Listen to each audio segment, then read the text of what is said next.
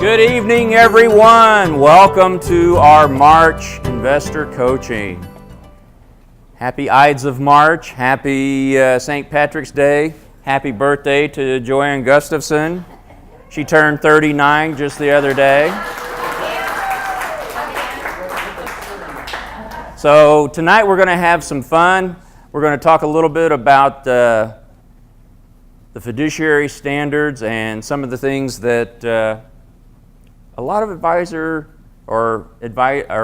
money managers don't necessarily do. And so we're going to talk about how you, as an investor, can verify. Everybody knows this person. This is John Elway. John Elway is a Hall of Fame quarterback, two-time Super Bowl champ, NFL and Super Bowl MVP, president of the Denver Broncos. And he has a successful car dealership in the Denver area. But what else does John Elway have? $145 million net worth, but he lost $15 million in a Ponzi scheme. $15 million. Because he didn't verify. This is Representative Alan Grayson. Alan Grayson is a congressman. He's got his law degree, magna cum laude from Harvard. He's got his bachelor degree in economics from Harvard. United States congressman, $31 million net worth, but he lost $18 million in a fraudulent investment scheme. Why? Because he didn't verify. Professor Stephen Greenspan, degrees from Johns Hopkins and Northwestern. He's on the faculty at both the University of Connecticut and University of Colorado. A PhD in developmental psychology. And, now get this, he published a book called The Annals of Gullibility, Why We Get Duped and How to Avoid It. He published it in December of 2008, just days after he made the long list of Bernie Madoff victims.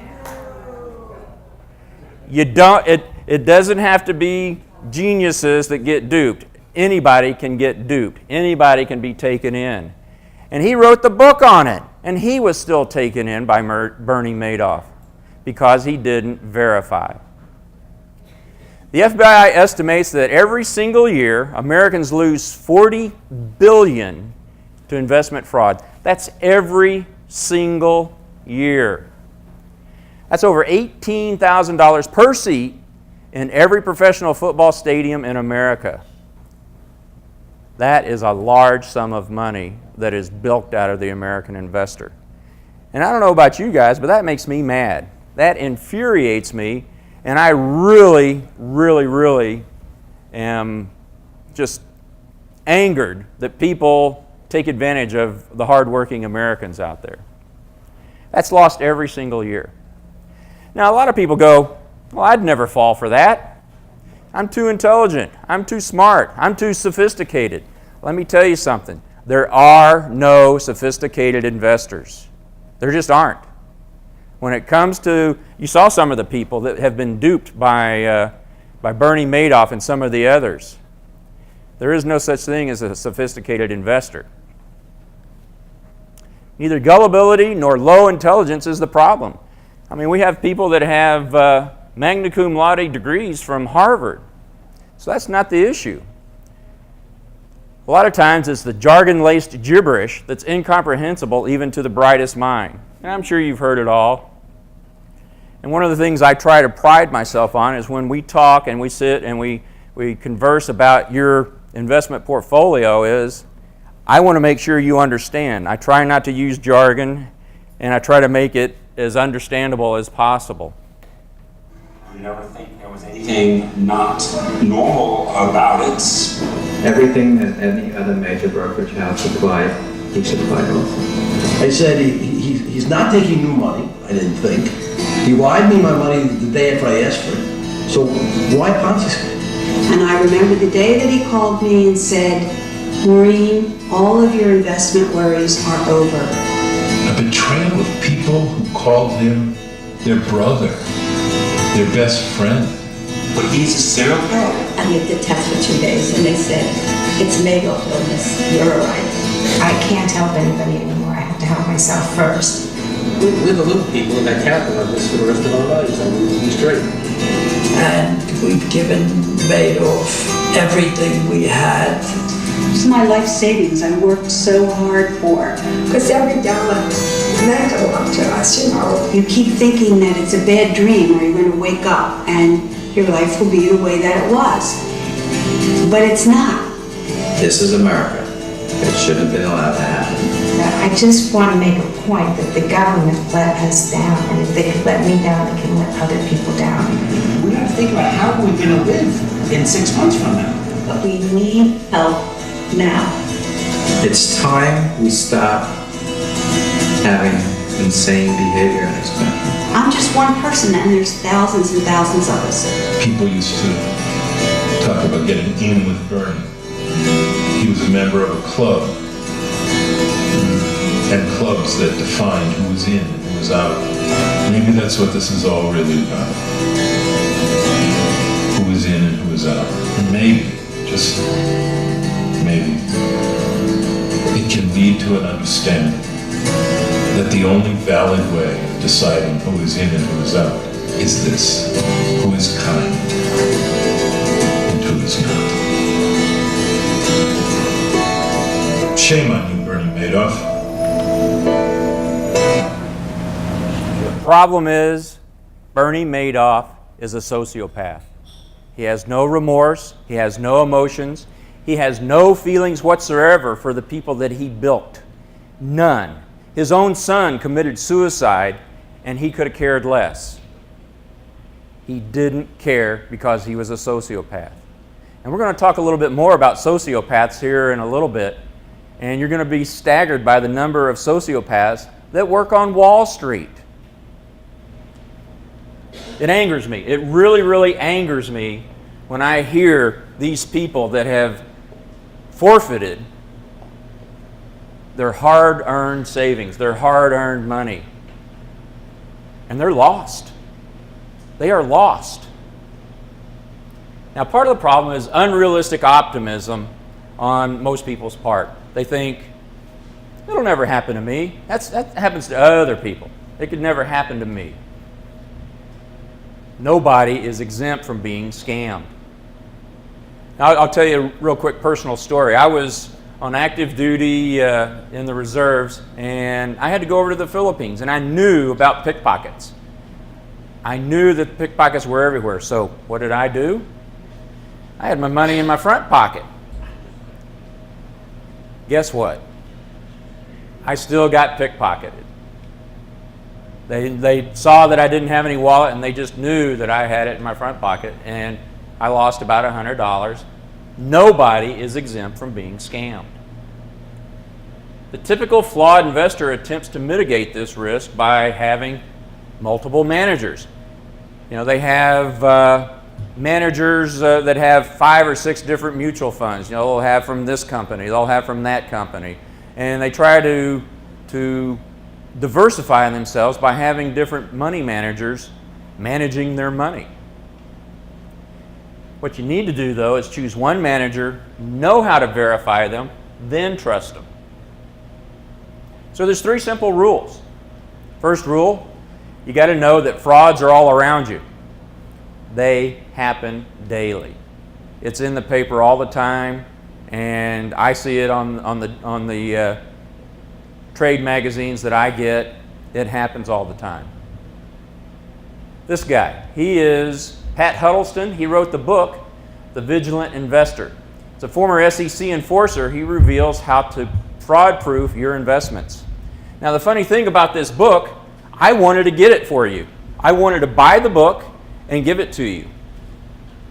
Nobody wants to read it. It's out of print. It's just shocking. It's out of print. Nobody read it enough, so they quit producing it.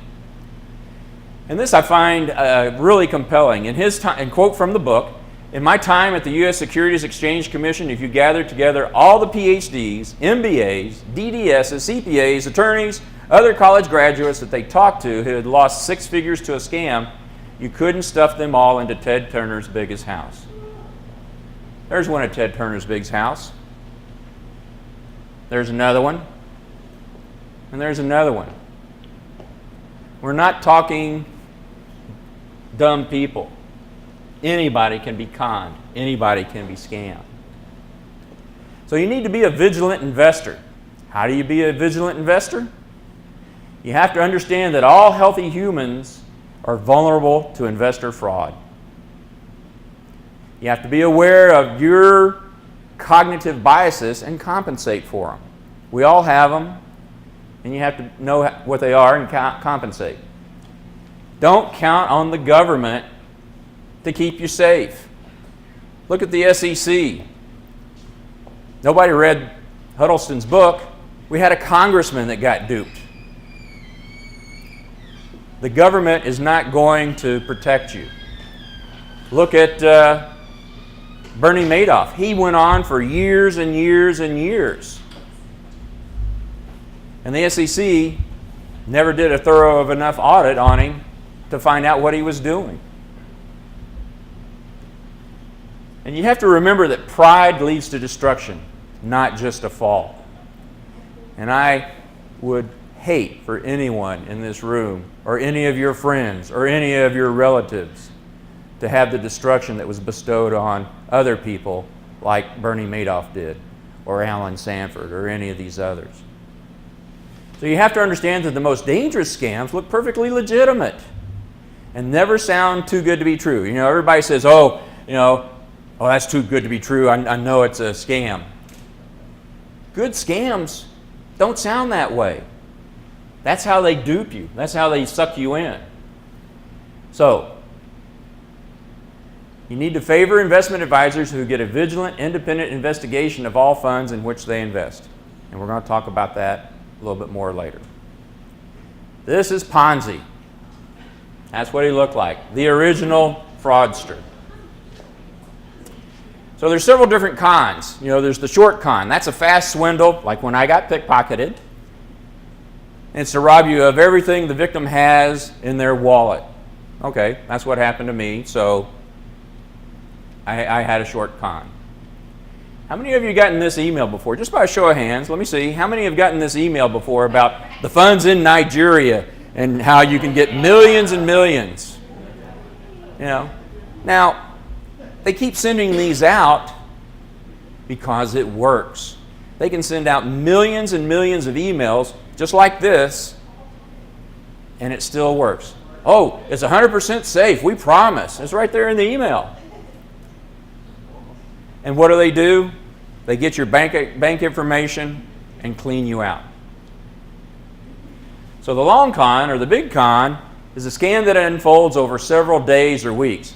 It involves a team of swindlers as well as props, sets, extras, costumes, scripted lines, everything. The sting, yeah. It aims to rob the victims of thousands of dollars, often by getting him or her to empty out bank accounts and borrow from family members. We are talking about breaking the law here. I just want to make sure you understand that. No one is going to get hurt, but the law is going to be broken. Laws are made to be broken. Loose talk is the thing I worry most about. I can keep my mouth shut.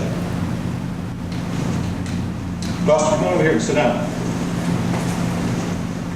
Now, Tokyo Exchange is 9 hours behind us. The New York Exchange is 1 hour ahead of us. There is never 1 hour in which both exchanges are open. Information moves, but it has to wait. Now, I have a fellow working for me. Do you know what a hacker is? Yeah, sure. That's like a computer expert at Genius. Very good. What this boy has been able to do is tap into that main link between Tokyo and New York. And when we really need it, he's been able to give us a 7-second delay in the transfer of that information. Do you know what that means? Well, I can see that you get your information ahead of New York. Every once in a while, a major change happens. And we have a 7-second advantage to put a buy order, a sell order, into that computer in New York just before that data from Tokyo comes pulling in right behind it. How much time? No, we have to be